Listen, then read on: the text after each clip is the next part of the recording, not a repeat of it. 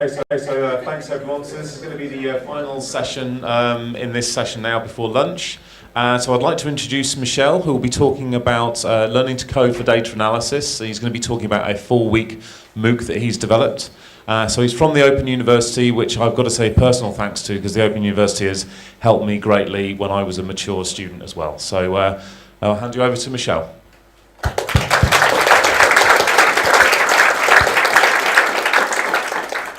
Hello everyone, thank you for the introduction.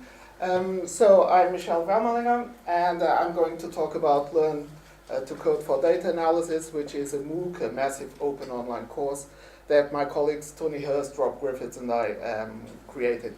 So we are from the Open University.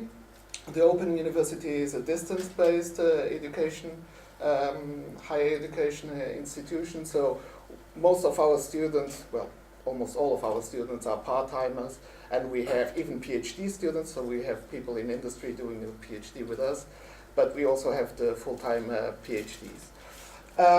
So how this come about? So we had opportunity for a slot to do a MOOC for the FutureLearn platform. The FutureLearn is an organization set up by the Open University, is a MOOC platform, and it has, meanwhile, lots of other universities doing their MOOCs there. And so we thought, well, like Tom Crick also mentioned yesterday at the education panel and so on, we also, of course, struggle with the teaching of programming. So we thought, yeah, let's do a MOOC to introduce coding.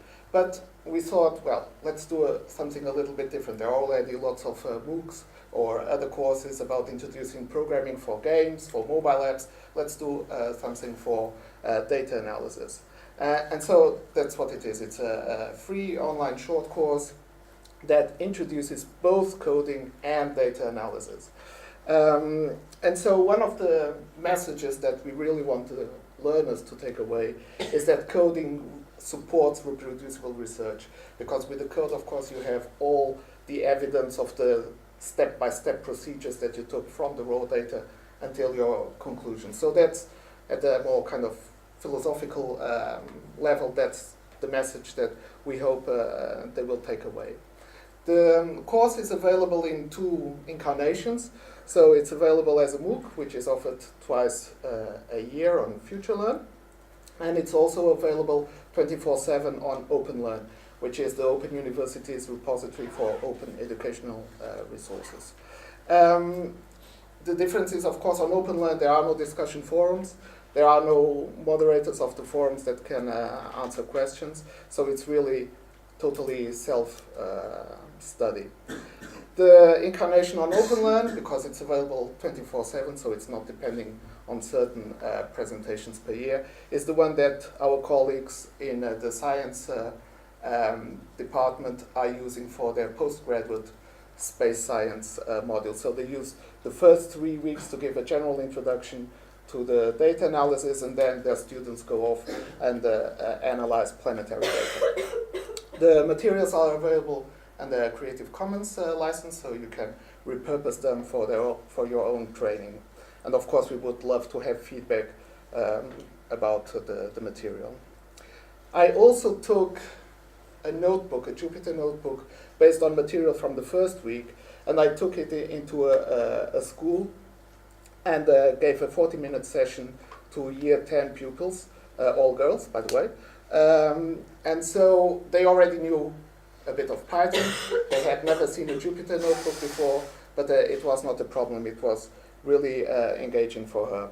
So if there are any school teachers here, happy to talk about this, and also come to your school if you want. So how is the learning organized? So yesterday if you were at the education panel, you might have heard that videos are very useful. We use a couple of videos in the course, but it's mostly text. And the reason is because, of course, we present lots of code and also tables. We felt it would be easy for the learners to follow things on a page and not to have to really go back in a video just for a couple of seconds to still look at that piece of code or see again that table. The way in FutureLearn things are organized, so it's organized in steps. And each step is really very short text, 500 words probably at most. So you don't have to scroll a lot. Because it's an international audience, we are using international real open data. So in the first week, we use tuberculosis data from the World Health Organization. In the second week, we use weather data from Weather Underground. Third week, it's GDP and life expectancy data from the World Bank. And finally, in the last week, it's the UK milk trade, very exciting, I know, from the United Nations. We could use probably arms trade data, but that would be going a bit too far maybe for the discussion forum. So each week is really, it's project-based. We start with some research questions, for example, which countries are still most affected by tuberculosis.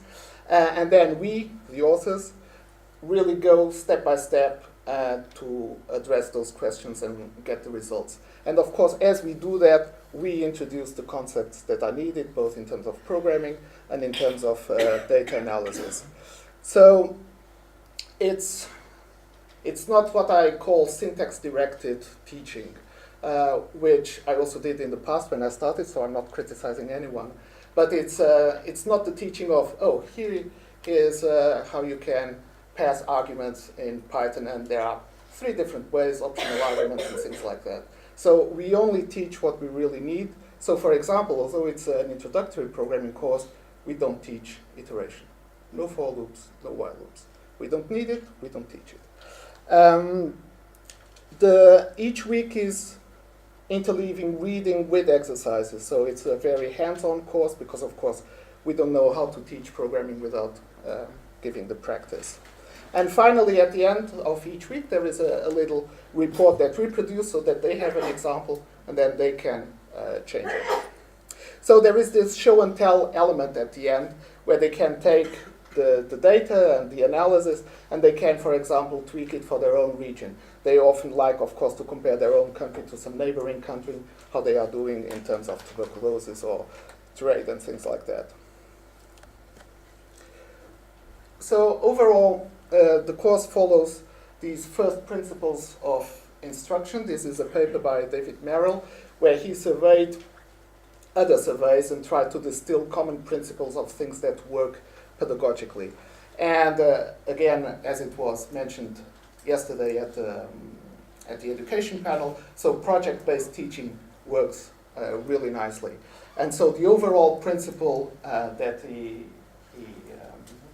distills is that problem-based teaching and learning of interesting and progressively more complex real-world problems. So, for example, in our course, in the first week, the data is perfect. In the second week, they have to do a little bit of cleaning. Third week, they have to put 2 data sets together to see correlation. And then last week, it's about aggregation, summarizing things that Alex has shown in the previous talk. So he then also distills that you should be aware of 4 phases of the learning and address them. So the first phase is activation. You should be aware of the previous knowledge of your learners and try to make it, to take advantage of it so that the new knowledge can slot into it. So for example, in our case, we are using data sets that don't require much domain knowledge, weather, diseases, commerce. And we, of course, also sometimes refer to spreadsheets because most of the people, of course, already have used a spreadsheet. So we can refer, oh, in a spreadsheet you would do like this, but with coding, we do like that. Demonstration, so that's exactly what we do. We demonstrate by us doing step by step the data analysis. And so they have really worked examples from step 1. They see a worked example. David Merrill says you should also try to give multiple viewpoints. That's the thing we don't do because it's such a short course, already packed. So the multiple viewpoints is really something missing from our course. Then the application, of course, after they've seen how it's done, they should be able then to apply the new knowledge, and that's where the exercises come in. So all our exercises are very similar to what we have shown so that they can really apply it immediately. So for example, in the third week, they look at GDP, life expectancy, or we look, and then we tell them, okay, now bring in population to then see GDP per capita. Finally, so very important there, the feedback issue. So, and diminishing guidance, that of course at the MOOC is very difficult to do. If you are in a face-to-face context, of course you can do this much better than we can do in this way. For our fee-paying students at the Open University, of course, each one has a tutor, so there you can get the feedback, but in a MOOC it's a bit difficult. And finally, integration. So of course we have the discussion forums where they can discuss their results, learn from each other, and then the publicly demonstrate their new knowledge. That's exactly that show and tell element at the beginning, at the end of each week, where they can show to the others the notebooks that they have produced by changing the scope of the analysis. In terms of assessment, of course, the MOOC platforms, normally they are not very sophisticated, so you can have multiple choice quizzes, but of course you can do it in this way where they cannot guess the value. They really have to do the code to then get the value and see the right option. In terms of technology we use, of course, Python, otherwise I wouldn't be here. And also because we use it across the STEM faculty, so electronics is going to use it in the future. As I said, astronomy uses, physics uses, and also we use it in our algorithms and data structures course. And from April, we are going to use it in our first level course, which has usually over 2,000 students. So as of April next year, probably Python will be the largest language taught in higher education in the UK. We use pandas and Jupyter Notebooks, so each week they get 2 notebooks, one for the exercises and one with the final data analysis report. We give them the option, we suggest either to use Anaconda, install locally, or to use cocalc.com, so that's a web service. It has features to distribute, collect and grade notebooks. We don't use that. However, I use the feature to distribute notebooks for that year 10 session that I gave. So it was very easy to set up accounts for each group in advance because, of course, being a school, they cannot install any software. So a service like cocalc.com is really helpful. And so what I used, I created those accounts, and then with a single click of a button, I distributed the notebook to all groups. So Jupyter Notebooks, from a pedagogical point of view, of course, not only is it good that they are free and easy to use, but of course they are also professional tools. They are not really toys that were made just for pedagogical purposes. The ability to mix text, code, and results is really, from a pedagogical point of view, very good, because in this way, you are not just providing code to the students, example code, you're providing a narrative that's much more powerful than just providing code. It's also better than having code files there, and then you have a handout here, so everything is much more integrated. The ability, of course, to edit in the browser and add your own study notes. Of course, we don't know actually if our students are doing this. We suggest, but of course we don't see their notebook, so not sure that you're using that facility. But most importantly is, of course, that you really can code one line at a time, and this for novices is really important. You can really write one expression, see immediately the result, and this is, of course, much better than having to write, let's say, a 30-line program. It has no syntax errors, perfect. Here is the result. Oops, not what I expected. Now go figure where the error comes from. Line by line really helps this. And finally, it's also easy to publish. So again, for that show and tell element at the end. So what we say to students, what we suggest is either to just export, if they use Anaconda, to export the notebook as a PDF or HTML and then share the link to a cloud service. Or in the case of cocalc.com, there is one button click to publish the notebook and provide immediately an URL.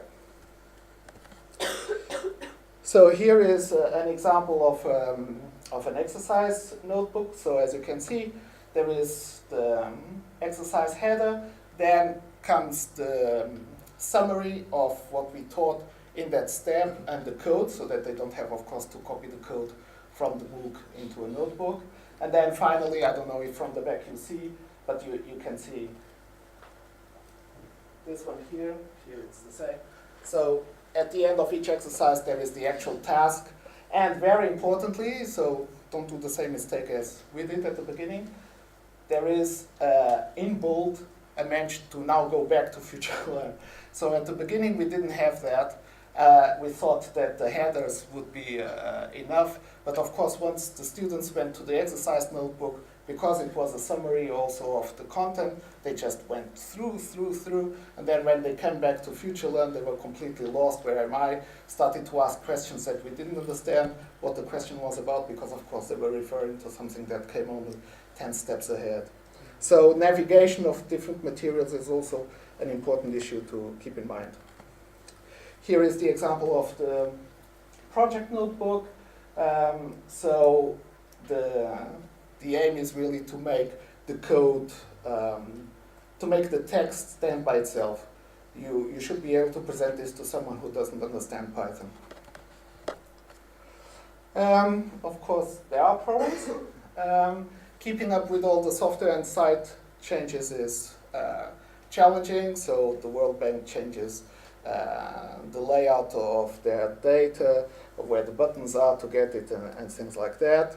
CoCalc doesn't allow, the free account doesn't allow to make API calls, so we had to provide all the data also as CSV files offline. We even found out that even historical data, because of course we are using historical data, assuming it wouldn't change, actually it does change.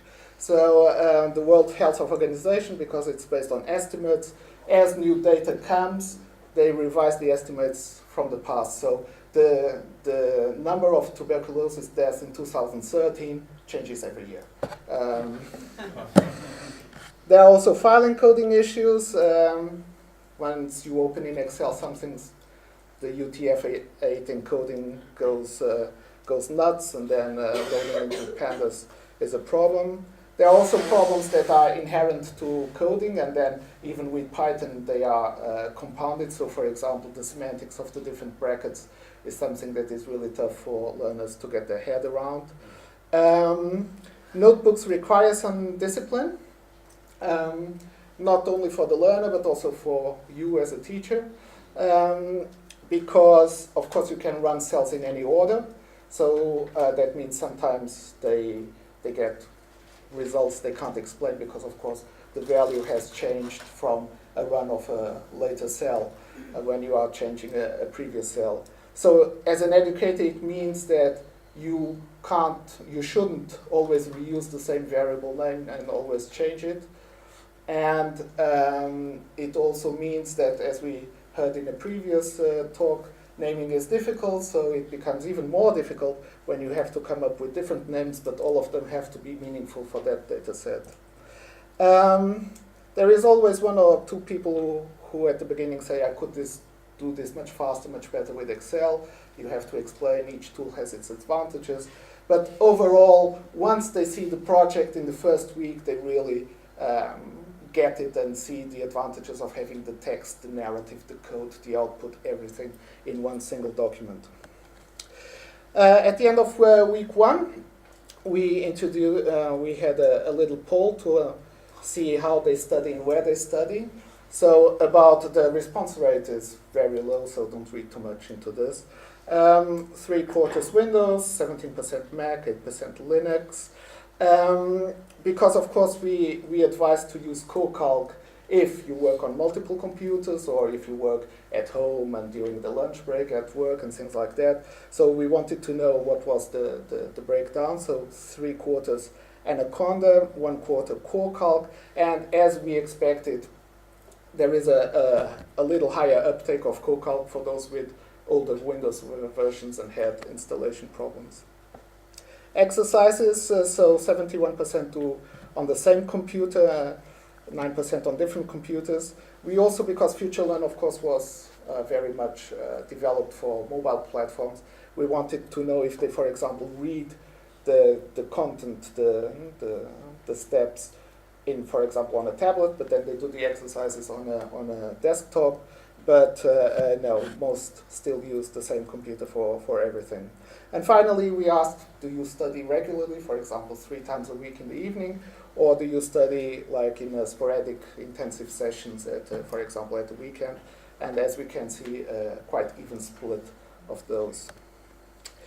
We also have some data from FutureLearn that we haven't yet completely analyzed. So we can know the enrollments, we can know when they visited each step, and when they, so in FutureLearn you have to mark each step as completed if you want to have access then to a certificate. Their comments, also which questions they answered. So Tony had a quick look. So there in the corner is as a bar chart, here in the main as a heat map. And so you can, for example, see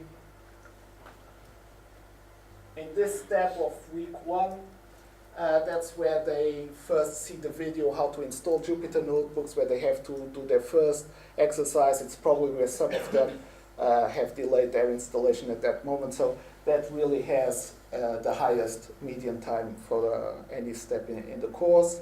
And then in week 4, for example, that step there is where they can explore the United Nations Comtrade website and explore for their own data sets what they want to explore, so they spend a little bit more time there. We also looked at the quizzes, if it was always more or less clear which was the right answer, but still with some distractors. So that one there is basically a guess, because they basically chose all the options with about the same frequency. And that question towards the end, so it's one of the questions at the end of the 4th week, but it's about week 1. The question is, which of these is not an expression? So it's interesting that probably they have forgotten what is the meaning of expression in a technical sense at that point. We also looked at study patterns. Yeah, unfortunately, all the colors have gone. Basically, so there we have 2 students. The blue one has basically studied very quickly through the MOOC, and the red student takes more time.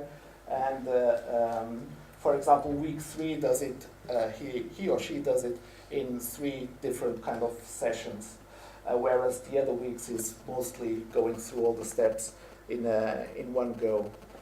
The graph on the chart on the right is for a single student, and there it's really about the study sessions of that student. So time is on the x-axis, steps are on the y-axis. So you can see whenever there is a bigger gap between visiting pages, Tony has considered that a new study session was starting, and so then it begins again from the left. So to conclude, so Learn to Code for data analysis is available as a free course for anyone, whether it's for onboarding people who already, because we have all kinds of students. We have people who have lots of programming experience, but maybe not in Python, or they have in Python but have never used Jupyter Notebooks before or done any data analysis, and vice versa, of course. So it's available. You can repurpose it because it's Creative Commons. If you teach data analysis, beware of all the data and software issues, all the updates, not only to data, websites, and the software. The IT literacy is a bit of a problem, but of course it depends on the audience that you are teaching to. Because we there are lots of files that you have to download and then upload if you are using PYCON, and we see some students really struggle with such basic things. Coding issues, besides the usual stuff of learning a syntax of a language, there is the notebook usage that is not as trivial as it might seem. If you teach, I really suggest you follow the first principles of instructions. They really make data analysis engaging, and I really think that data analysis is a great gateway to teach coding, because for some people video games are really not their thing, and because data works at so many levels, personal level, for example, people say, oh, my grandfather died of tuberculosis, it works at the local level, it works at the global level, it really is a great medium to engage people into coding. Thank you.